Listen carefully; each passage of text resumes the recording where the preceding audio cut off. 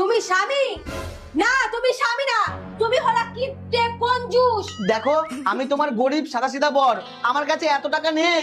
আমি এইসব কিছু শুনতে চাই না, আমাকে মানালি নিয়ে যেতে হবে ব্যাস। বৌমা, তোমার মধ্যে কি কোনো বিবেক নেই? আরে তুমি ওর বউ, স্বামীর ওপরে কেউ এত চাপ দেয়? মা, আমি মোটেও ওকে চাপ দেইনি। 3 মাস ধরে ওকে বলছি মানালি ঘুরতে নিয়ে চলো, কিছুতেই নিয়ে যাচ্ছে না।